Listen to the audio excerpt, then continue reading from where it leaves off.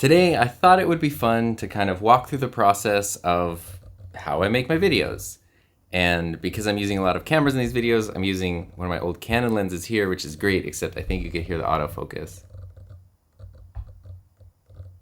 It's very loud autofocus. The video I'm working on today is all about this microphone here. It's this little Sony video mic, and you might notice that the audio is worse now because this is just the camera's built-in microphone. And now this is the Sony ECM B1M microphone for video. This is my favorite recent change. I realized I could turn my monitor sideways, so now I can have my entire video outline, like the whole video is visible at once as I'm here, and it's still big enough that I can have eCam up there to monitor it. And as usual, here's the FX3 with the Sennheiser MKH50. Here's the A7S III with the Nifty 50 on it. And for today, I'm also going to be using the EOS R with the 24-105 for some cool close-ups.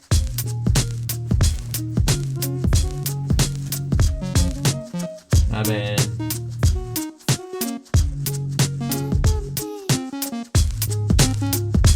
So now that I've semi-successfully been able to finish that video, now I need to grab this camera and go outside and film the intro to it. And the thing about it is today's video recording went so much easier because of having an outline like this, which this took several hours yesterday. So sometimes just taking that extra time to put in extra effort into planning, even though it's way more fun to just like grab the camera and go, that actually ends up making the video significantly better and the whole process better. I didn't wake up this morning filled with anxiety over making this video. I just woke up filled with my normal level of anxiety. Filming B-roll for a video is usually one of my favorite parts because I can just like put on a podcast or music and then have fun and be creative with all the lights and stuff. So this is a cool one because I already know what I want to do for the thumbnail. I was looking for the microphone and realized it's right there. And the microphone itself is pretty small, which means it's cool, it's fun and easy to like set up fun stuff around it. And you know what? I talked about Peter in the video I just made, and I think I'm gonna steal an idea from Peter and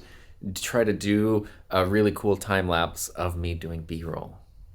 Yeah, I'm gonna steal that idea. So to do that, I'm just gonna take this tripod, take the head off of it, put my slider on it, and then put the head back on, and then I just put this camera on here.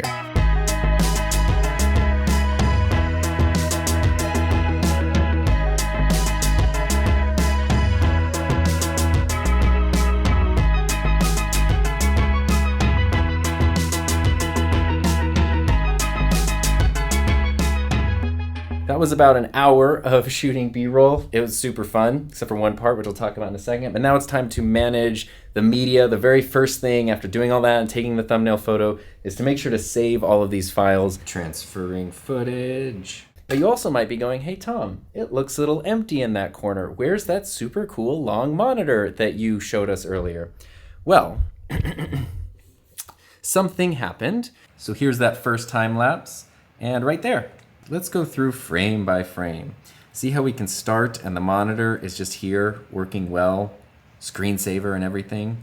And then we go, I decide, hey, I'm gonna move it out of the way. So I'm going to turn it the way it should go. And then it's just a blur and that, and yeah. Right here is the top of my metal tripod hitting the monitor.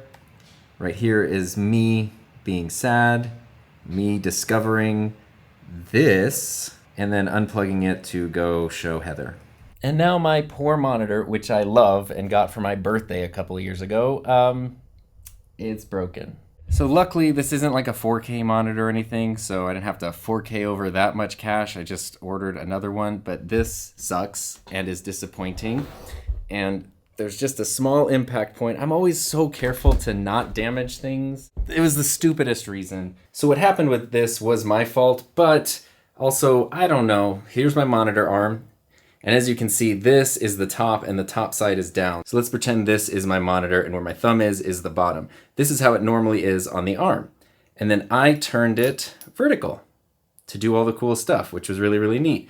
Now to do B-roll, I was gonna turn it like this and then push it out of the way, but instead I turned it this way so that the top was down and then it slid out of its mount, which it really shouldn't have done because there is a locking mechanism here. So honestly, this is the kind of thing that would typically really upset me, and I am really bummed out. Mainly, I just feel guilty for damaging something that was perfectly good, and I feel bad about that. Over the years, though, my wife Heather has been really good about helping me to, when things like this happen, there's nothing you can do about it. Getting mad's not gonna fix it. So I don't feel terrible. It was just fun to spend $600 I wasn't expecting to spend this morning to replace a monitor that was completely fine 2 hours ago. I just had a breakthrough while cleaning up. Watch this, it's locked in. And I took it out. I can put it in, it'll click, see? And now it comes out. So I think, I don't know if this is a bad design or what.